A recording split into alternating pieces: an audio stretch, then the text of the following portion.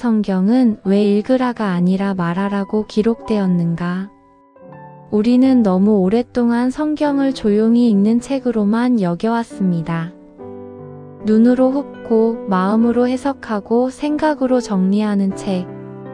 그러나 성경은 스스로를 그렇게 소개한 적이 거의 없습니다. 성경은 처음부터 끝까지 놀랍도록 집요하게 한 가지를 요구합니다. 읽지 말고 말하라. 여호수아에게 주어진 하나님의 첫 명령은 이러했습니다. 이 율법책을 내 입에서 떠나지 말게 하며 주야로 그것을 묵상하여 그 안에 기록된 대로 다 지켜 행하라. 여호수아 1장 8절. 여기서 주목해야 할 단어는 묵상이 아닙니다. 그보다 앞에 놓인 말, 내 입에서 떠나지 말게 하라입니다. 성경은 분명히 말합니다. 이 책은 머리에만 두는 책이 아니라 입에 두는 책이라고. 우리는 성경을 읽는 방법은 배웠지만 성경이 스스로 요구하는 방식으로 읽어본 적은 거의 없습니다. 왜일까요? 왜 하나님은 굳이 입을 강조하셨을까요? 왜 성경은 반복해서 읽다보다 말하다, 보다보다 듣다를 선택했을까요? 그 이유는 단순합니다. 성경은 정보 전달을 목적으로 쓰인 책이 아니기 때문입니다. 성경의 첫 장은 이렇게 시작합니다.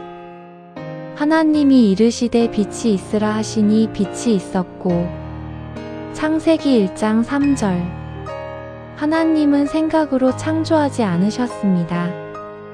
마음으로 상상하지도 않으셨습니다.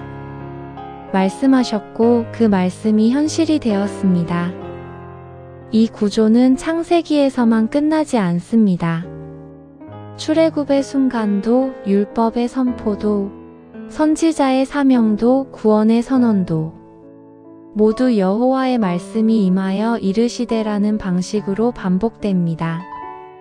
성경에서 말씀이란 글자가 아니라 사건이었고, 사건이란 언제나 소리와 함께 일어났습니다. 느헤미야 시대 포로에서 돌아온 백성 앞에서 에스라는 율법책을 펼쳤습니다. 그 장면은 이렇게 기록됩니다. 에스라가 모든 백성 앞에서 책을 펴니 책을 펼 때에 모든 백성이 일어서니라. 에스라가 낭독하매 백성이 그 율법의 말씀을 깨닫더라. 느헤미야 8장 5, 8절. 그들은 조용히 읽지 않았습니다. 혼자 묵상하지도 않았습니다. 낭독했고 들었고 그때 깨달음이 일어났습니다. 성경은 일관되게 말합니다.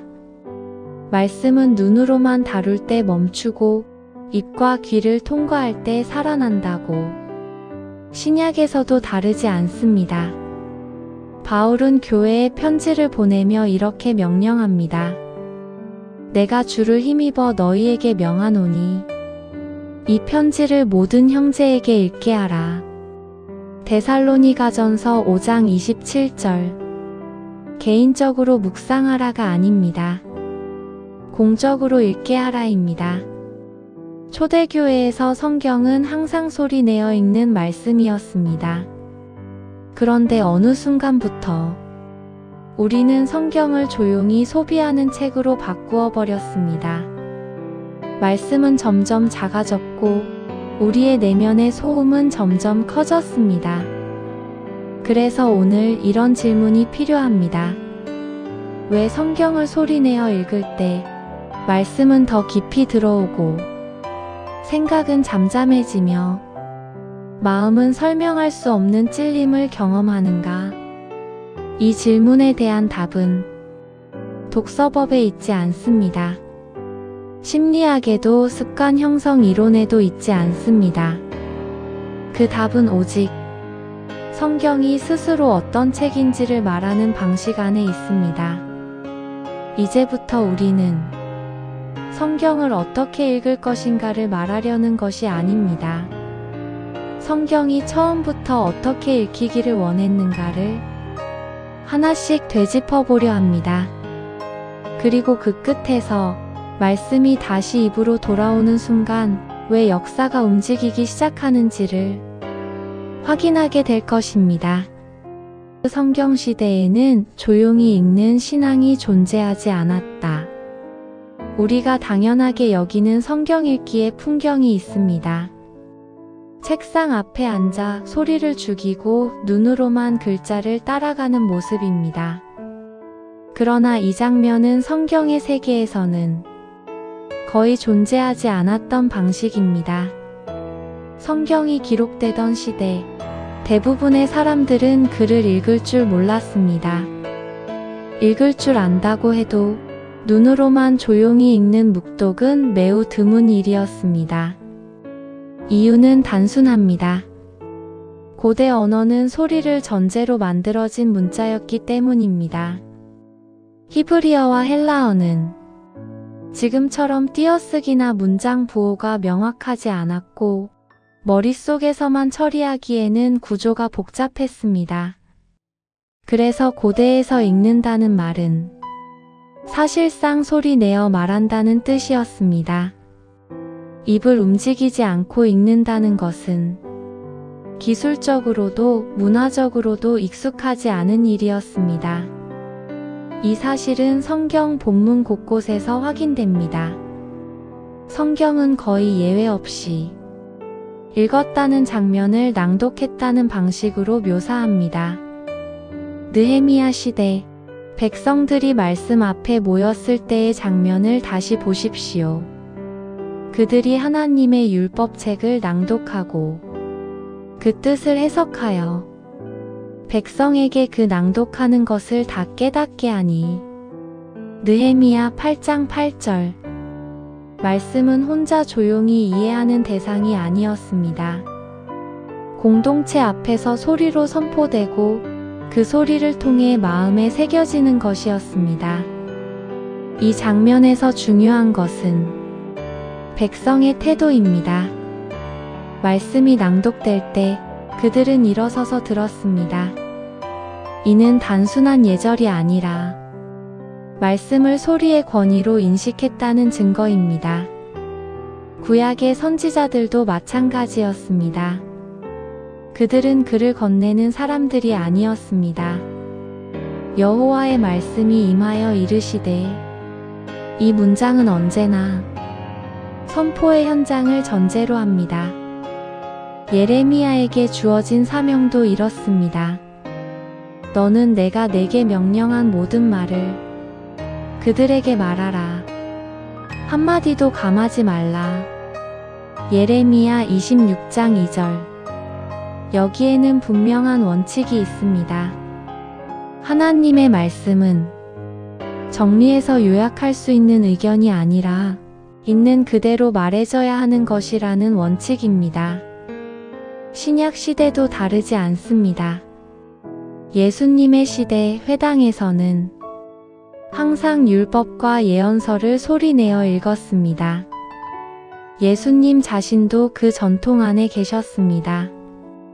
예수께서 안식일에 자기 규례대로 회당에 들어가사 성경을 읽으려고 서심해 누가복음 4장 16절. 여기서 읽으려고라는 표현은 조용히 눈으로 훑는 행위를 뜻하지 않습니다. 회당 한가운데 서서 모든 사람이 들을 수 있도록 읽는 것을 의미합니다. 예수님은 말씀을 속으로 처리하지 않으셨습니다.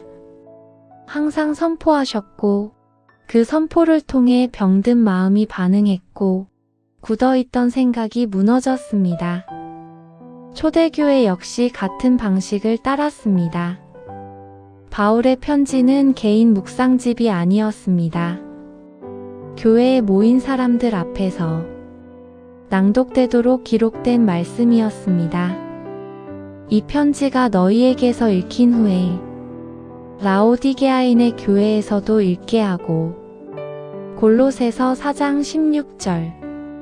말씀은 늘 공기 중에 울렸고 그 소리를 통해 믿음이 자라났습니다. 바울은 믿음의 시작을 이렇게 정리합니다. 그러므로 믿음은 들음에서 나며 들음은 그리스도의 말씀으로 말미암느니라. 로마서 10장 17절. 여기서도 봄이 아닙니다. 읽음도 아닙니다. 들음입니다.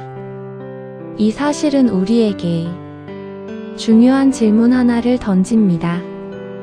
우리가 성경을 읽어도 삶이 크게 변하지 않는 이유는 혹시 말씀을 너무 오랫동안 소리 없는 정보로만 다뤄왔기 때문은 아닌가? 성경은 처음부터 침묵 속에서 소비되도록 기록되지 않았습니다. 말씀은 언제나 입을 통과해 귀에 닿고 귀를 통해 마음 깊숙이 내려가도록 설계된 것이었습니다. 이제 다음 단계에서 우리는 한 가지를 더 깊이 살펴보려 합니다. 왜 하나님은 말씀을 글이 아니라 소리로 세상을 창조하셨는가? 그 질문의 답이 말씀의 본질을 가장 분명하게 드러내기 때문입니다. 하나님은 왜 말씀을 글이 아니라 소리로 창조하셨는가? 성경이 말하는 세계의 시작은 조용하지 않았습니다. 어둠 속에서 무언으로 형성된 질서도 아니었고 점진적으로 조립된 구조도 아니었습니다. 성경이 증언하는 창조의 출발은 분명합니다. 소리였습니다. 하나님이 이르시되 빛이 있으라 하시니 빛이 있었고. 창세기 1장 3절. 여기서 중요한 것은 결과가 아닙니다. 빛이 생겼다는 사실보다 앞서 성경은 이르시되라는 과정을 강조합니다. 하나님은 창조하시기 전에 먼저 말씀하셨습니다. 이 구조는 창세기 1장 전체를 지배합니다. 하나님이 보시기에 좋았다는 평가보다 앞에 언제나 이 문장이 반복됩니다. 하나님이 이르시되. 성경은 세계를 사고의 산물로 설명하지 않습니다. 설계도의 결과로도 말하지 않습니다. 세계는 말씀의 반응으로 존재하게 되었다고 말합니다. 이것은 단순한 표현 방식이 아닙니다.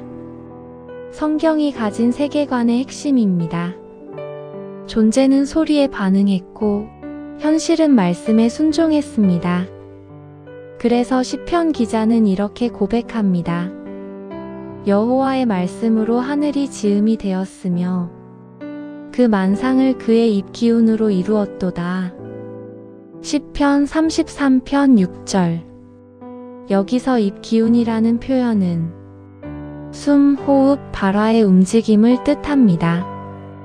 말씀은 종이에 머무는 문장이 아니라 입에서 나와 공간을 채우는 힘이었습니다.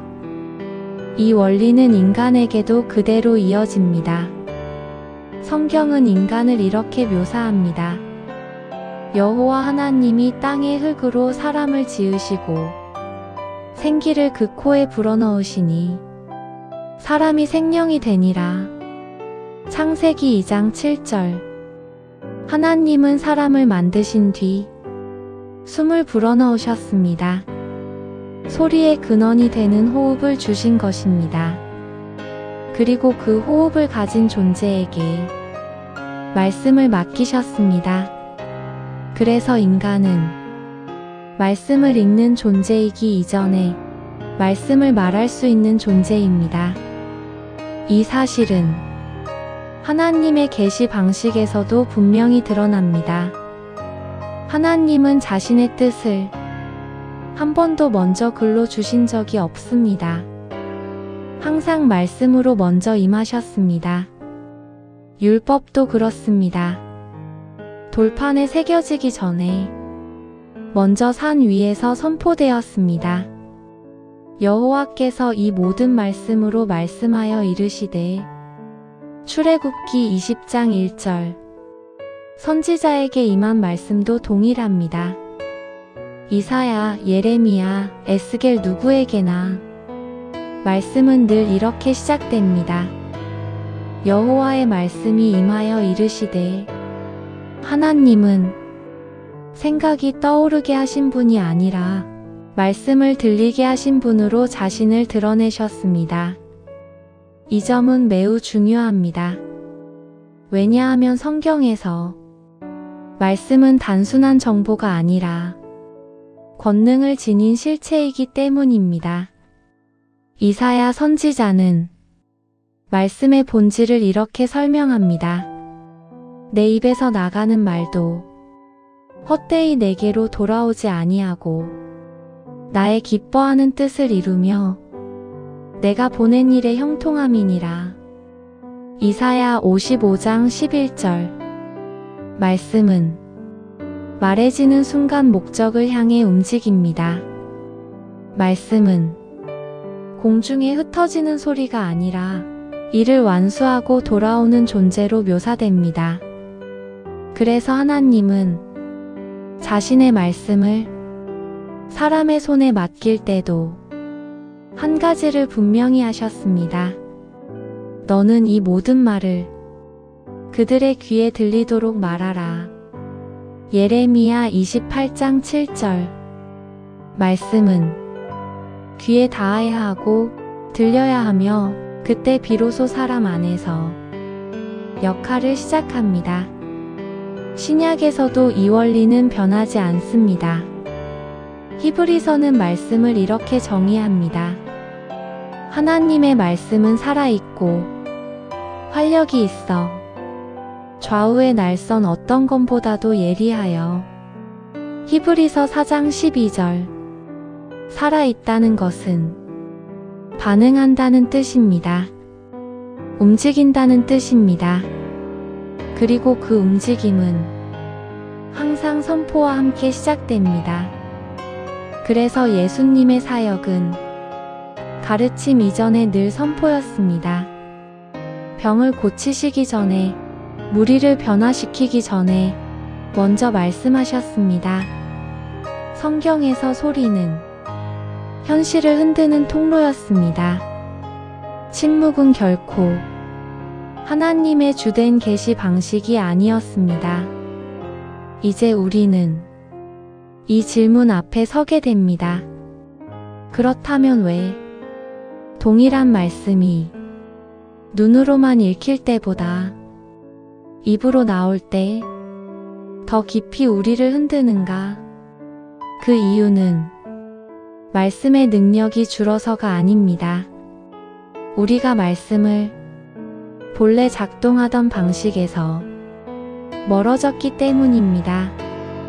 우리는 예수님께서 이 땅에 오셔서 말씀을 어떻게 다루셨는지를 구체적으로 살펴보려 합니다. 예수님은 말씀을 설명하는 분이 아니라 말씀을 선포하는 분이셨기 때문입니다. 예수님의 사역은 언제나 설명이 아니라 선포로 시작되었다. 예수님의 공생애를 떠올리면 많은 사람들은 먼저 가르침을 생각합니다. 비유, 교훈, 산상수훈. 그러나 복음서가 묘사하는 예수님의 사역의 출발점은 항상 설명이 아니라 선포였습니다. 복음서는 예수님이 등장하시는 순간을 이렇게 기록합니다. 예수께서 갈릴리에 오셔서 하나님의 복음을 전파하여 이르시되 때가 찼고 하나님의 나라가 가까이 왔으니 회개하고 복음을 믿으라. 마가복음 1장 14, 15절. 여기에는 긴 해설도 차분한 논증도 없습니다. 예수님은 먼저 선언하셨습니다. 선포는 설명과 다릅니다. 설명은 이해를 요구하지만 선포는 반응을 요구합니다. 예수님의 말씀은 사람들을 설득하기보다 그 자리에 서게 만들었습니다. 선포 앞에서 사람들은 중립에 머물 수 없었습니다. 예수님이 회당에 들어가셨을 때도 방식은 같았습니다. 누가복음은 그 장면을 이렇게 기록합니다.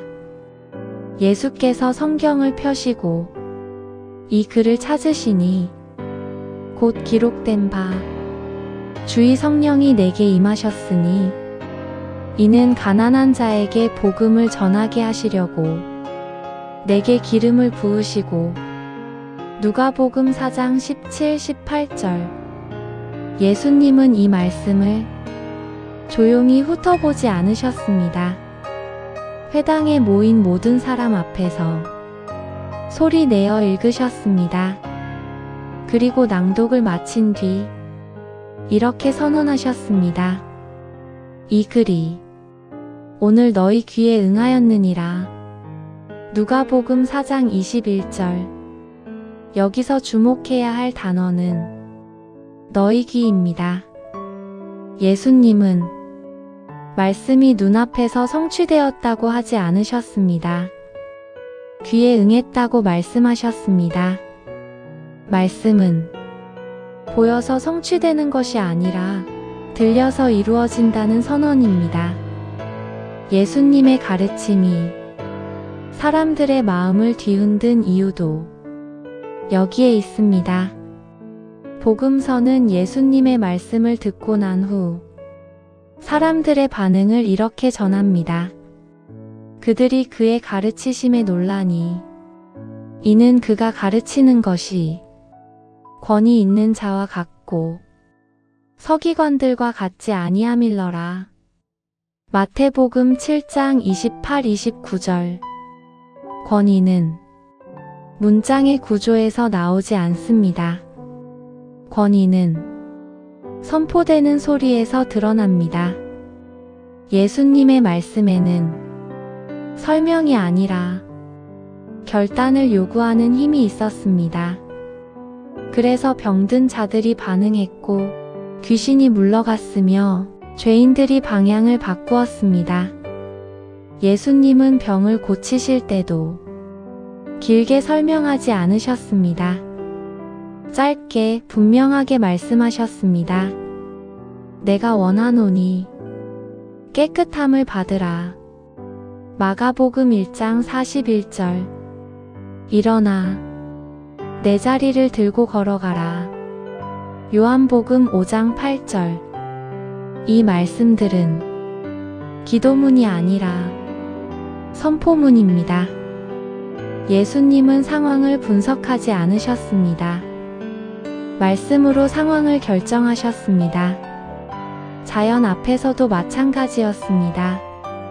풍랑이 이는 바다 위에서 예수님은 이렇게 말씀하셨습니다. 잠잠하라. 고요하라. 마가복음 4장 39절. 그 결과는 기록되어 있습니다.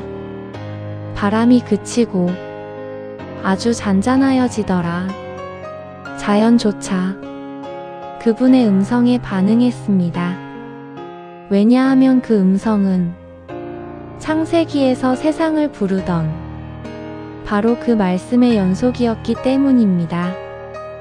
예수님은 자신의 사역을 이렇게 정리하십니다. 내가 말한 말이 곧 영이요 생명이라. 요한복음 6장 63절. 예수님의 말씀은 글로 남기기 위한 것이 아니라 사람 안에서 살아 움직이기 위한 것이었습니다. 그래서 예수님은 말씀을 말씀하셨고 사람들은 그 말씀을 들었습니다. 이제 우리는 자연스럽게 한 가지 질문에 도달합니다. 예수님이 이토록 말씀을 소리로 선포하셨다면 그분의 말씀을 따르는 우리는 왜 말씀을 침묵 속에만 가두고 있는가? 이 질문은 다음 단계로 우리를 이끕니다. 초대교회는 예수님의 이 방식을 어떻게 이어받았는가? 그리고 왜 말씀을 다시 소리로 회복하는 순간 교회는 살아 움직이기 시작했는가? 초대교회는 왜 말씀을 공적으로 낭독하는 공동체였는가? 초대교회는 성경을 개인의 조용한 신앙 도구로 출발시키지 않았습니다. 교회는 처음부터 말씀을 함께 듣는 공동체로 세워졌습니다. 사도행전이 묘사하는 교회의 시작은 설명 모임이 아니라 선포의 자리였습니다. 오순절날 베드로는 사람들 앞에 서서 소리로 외쳤습니다. 베드로가 11사도와 함께 서서 소리를 높여 이르되 사도행전 2장 14절. 그 결과는 잘 알려져 있습니다. 말씀이 선포되자 사람들의 마음이 찔렸고 그날에 3,000명이 더해졌습니다. 교회의 탄생은 언제나 소리의 자리에서 시작되었습니다.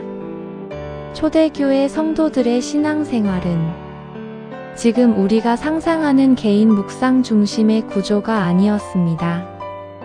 그들에게 말씀은 집에서 혼자 읽는 책이 아니라 모일 때마다 함께 듣는 생명의 음성이었습니다.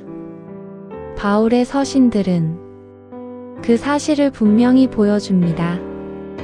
바울은 편지를 보내며 읽는 방식을 구체적으로 지시합니다. 내가 주를 힘입어 너희에게 명하노니 이 편지를 모든 형제에게 읽게 하라.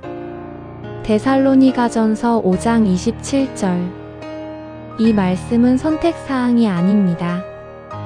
명하노니라는 표현은 공적 낭독이 교회의 의무였음을 보여줍니다.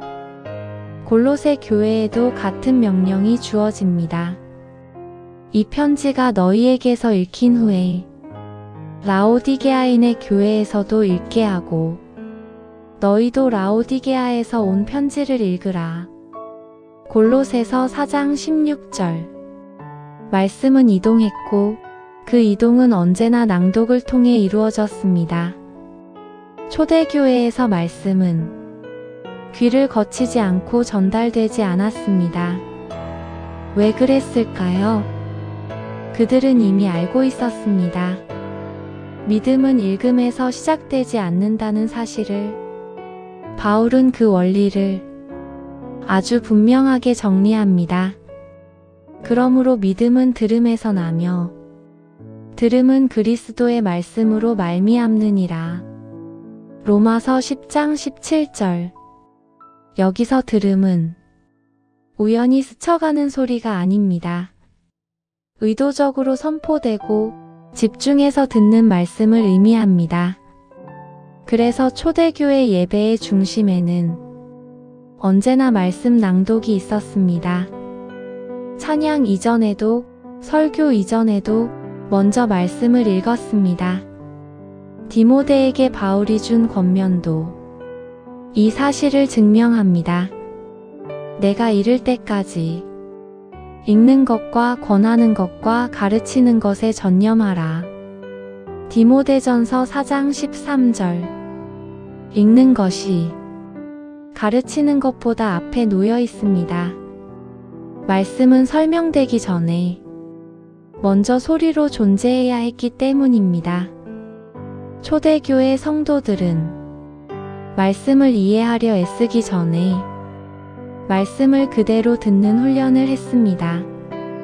그 과정에서 마음이 교정되었고 생각의 방향이 바뀌었습니다.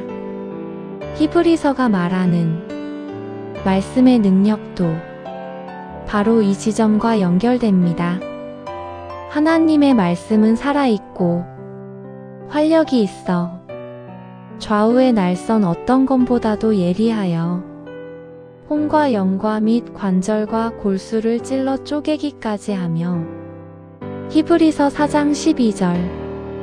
말씀은 해설을 통해 작동하기보다 선포를 통해 작동했습니다. 그렇기 때문에 초대교회는 말씀을 침묵 속에 두지 않았습니다. 시간이 흐르면서 교회의 모습은 달라졌습니다. 말씀은 점점 해석의 대상이 되었고 설명의 재료가 되었으며 개인의 공부 자료로 축소되었습니다. 그와 함께 말씀의 소리는 작아졌습니다. 귀로 듣는 말씀보다 눈으로 소비하는 말씀이 익숙해졌습니다. 그러나 역사는 반복해서 증언합니다. 말씀이 다시 소리로 회복될 때 교회는 다시 깨어났습니다. 이제 다음 단계에서 우리는 한 가지 중요한 전환점을 살펴보려 합니다. 말씀을 다시 소리로 읽게 만들었던 순간 교회는 왜 다시 움직이기 시작했는가? 그 질문의 답은 종교개혁이라는 역사적 사건 속에 분명히 기록되어 있습니다. 그 말씀이 다시 소리로 돌아올 때 역사는 왜 흔들렸는가? 역사는 언제나 조용히 변하지 않았습니다. 특히 말씀의 역사는 항상 소리가 회복되는 순간부터 움직이기 시작했습니다. 중세시대, 성경은 존재했지만 대부분의 사람들에게는 들리지 않는 책이었습니다. 말씀은 사제의 손에 있었고 라틴어라는 장벽 속에 갇혀 있었습니다. 눈으로 읽을 수도 귀로 들을 수도 없는 말씀이었습니다. 그 결과는 분명했습니다. 말씀은 권위의 도구가 되었고 사람들은 말씀 앞에 서기보다 말씀을 해석하는 사람 앞에 서게 되었습니다. 이 침묵의 구조를 흔든 것이 종교개혁이었습니다. 그리고 그 중심에는 단 하나의 회복이 있었습니다. 말씀을 다시 소리 내어 읽게 한 것. 마르틴 루터는 성경을 독일어로 번역한 뒤 그 말씀을 단지 배포하지 않았습니다. 강단에서, 광장에서, 가정에서 소리 내어 읽게 했습니다. 말씀은 다시 사람들의 귀로 돌아왔고 그 귀를 통해 마음 깊숙이 파고들었습니다. 왜 그랬을까요? 왜 번역만으로는 충분하지 않았을까요? 왜 반드시 낭독이 필요했을까요? 그 이유는 말씀이 단순한 의미 전달을 넘어 존재를 흔드는 힘을 갖고 있기 때문입니다. 성경은 이 원리를 이미 오래전에 선언했습니다. 너희는 오늘 내가 내게 명하는 이 말씀을 마음에 새기고 내 자녀에게 부지런히 가르치며 집에 앉았을 때든지 길을 갈 때든지 누워 있을 때든지 일어날 때든지 이 말씀을 강론할 것이며 신명기 6장 6, 7절 여기서 강론하다는 말은 조용히 되뇌는 행위를 뜻하지 않습니다. 입으로 반복하고 소리로 나누는 행위입니다. 말씀은 삶의 모든 자리에서 공기 중에 울려야 했습니다. 집 안에서도, 길 위에서도, 아침에도, 밤에도 말씀은 들려야 했습니다. 종교개혁 이후 말씀이 소리로 회복되자 놀라운 변화가 일어났습니다. 사람들은 더 이상 말씀을 설명받기만 하는 존재가 아니라 말씀을 직접 듣는 존재가 되었습니다. 그리고 그 순간부터 말씀은 질문을 던지기 시작했습니다.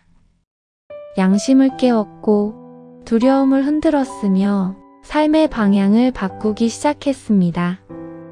히브리서의 이 선언은 그 변화를 정확히 설명합니다. 하나님의 말씀은 살아있고 활력이 있어 좌우의 날선 어떤 검보다도 예리하여 마음의 생각과 뜻을 판단하나니. 히브리서 4장 12절. 말씀은 해설을 통해 판단하지 않습니다. 들려질 때 판단합니다. 그래서 역사의 전환점마다 항상 같은 장면이 반복됩니다. 말씀이 다시 입으로 돌아오는 장면입니다.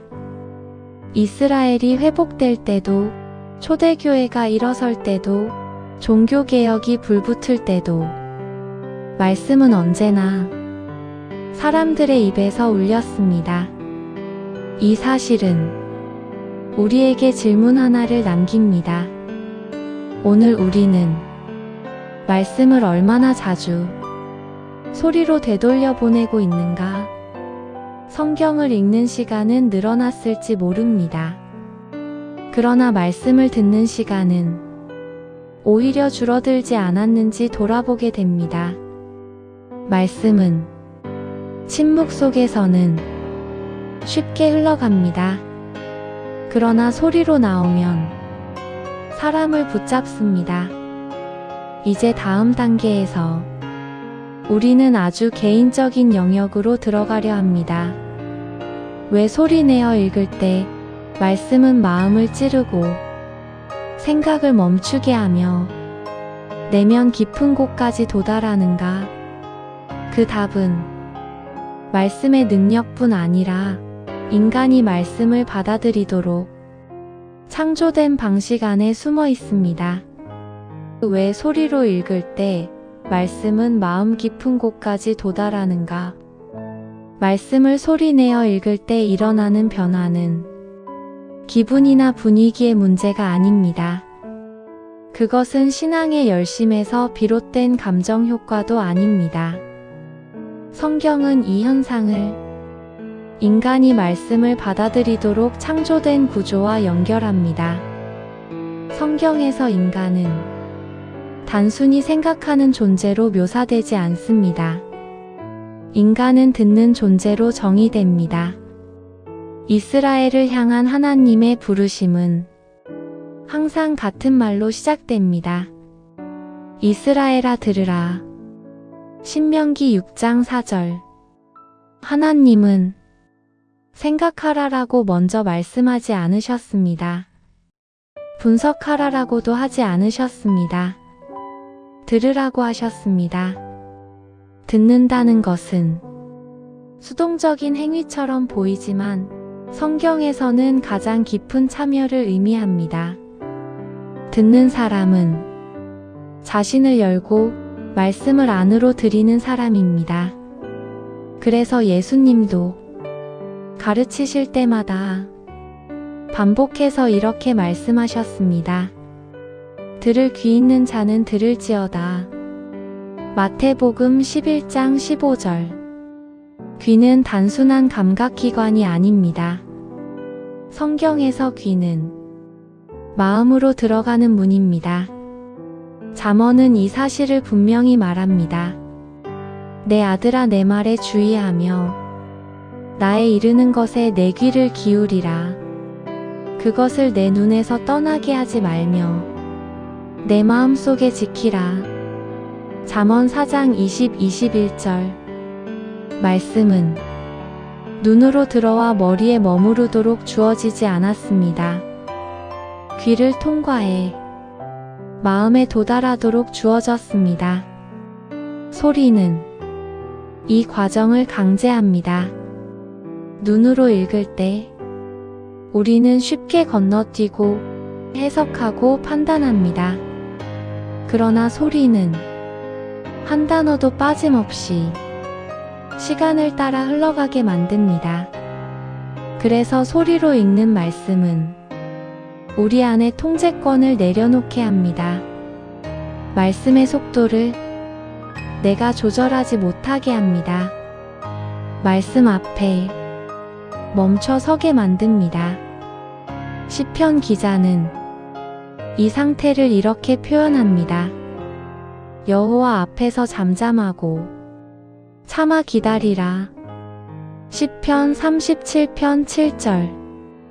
여기서 잠잠하다는 말은 아무 소리도 내지 않는 침묵이 아닙니다.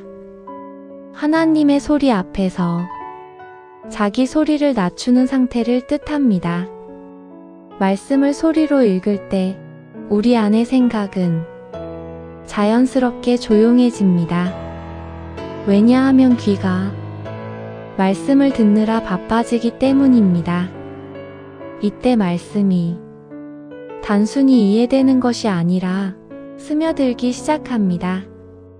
예레미야는 그 경험을 이렇게 고백합니다.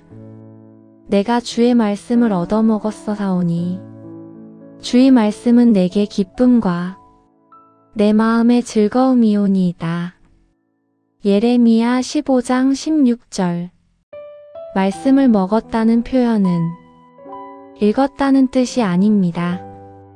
안으로 들여보내 존재의 일부가 되게 했다는 뜻입니다. 소리는 말씀을 외부의 정보로 남겨두지 않습니다. 말씀을 내 안으로 이동시키는 통로가 됩니다. 그래서 하나님은 말씀을 기록하게 하셨을 뿐 아니라 그 말씀을 사람의 입에 두기를 원하셨습니다. 내가 오늘 내게 명하는 이 말씀을 너는 마음에 새기고 내 입으로 말하며 신명기 30장 14절. 말씀은 멀리 있지 않습니다. 하늘에만 있는 것도 아니고 책 속에만 있는 것도 아닙니다. 성경은 분명히 말합니다. 말씀은 입 가까이에 있다고. 내 말은 글이 아니라 너를 살리는 숨이다. 너는 내 말을 너무 오래 종이에만 두었다. 읽고 이해하고 정리한 뒤 조용히 덮어두었다. 그러나 나는 한 번도 침묵 속에 머무는 말이 아니었다. 내 말은 눈을 스쳐 지나가는 문장이 아니라 귀에 닿아 너의 안쪽으로 내려가는 생명이다. 내가 너희에게 이른 말은 영이요 생명이라. 요한복음 6장 63절. 나는 글을 남기지 않았다. 나는 말했다. 사람들 앞에서, 광야에서, 회당에서, 병든 자 곁에서 항상 소리로 말했다. 왜냐하면 말은 숨을 타고 가고 숨은 사람의 깊은 곳에 닿기 때문이다.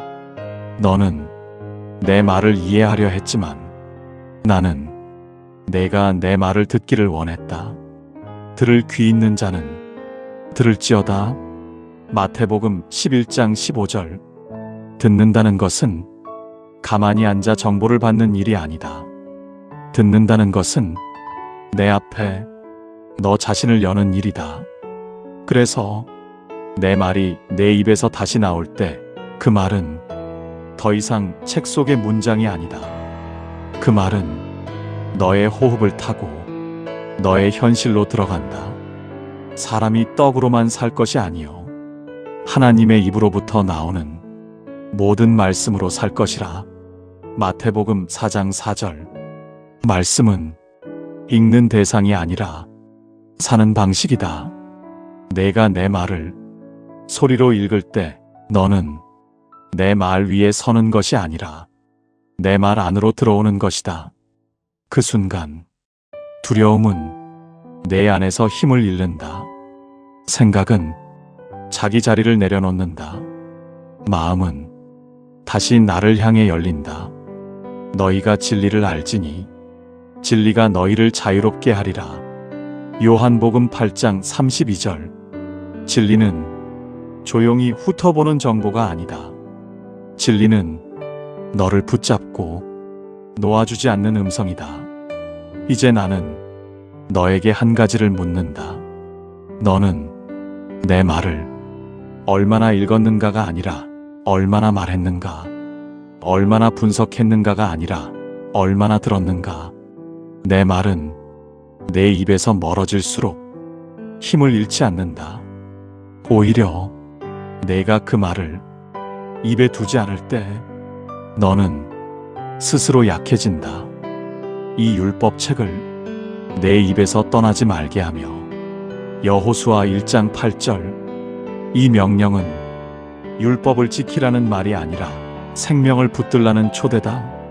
오늘 내가 성경을 펼칠 때 조용히 넘기지 말아라. 작게라도 입술을 열어라. 내 말이 다시 공기 중에 울릴 때 너는 알게 될 것이다. 내 말은 종이가 아니라 너를 움직이기 위해 존재한다는 것을. 그리고 내 말이 다시 내 입에 머무는 날, 너의 삶은 다시 길을 찾기 시작할 것이다. 이 말씀이 오늘 당신의 하루의 작은 위로가 되었다면 구독과 좋아요로 이 여정에 함께 해주세요. 말씀이 오다는 내일도 예수님의 말씀으로 당신을 찾아뵙겠습니다. 예수님의 말씀으로 당신을 기다리고 있겠습니다. 감사합니다.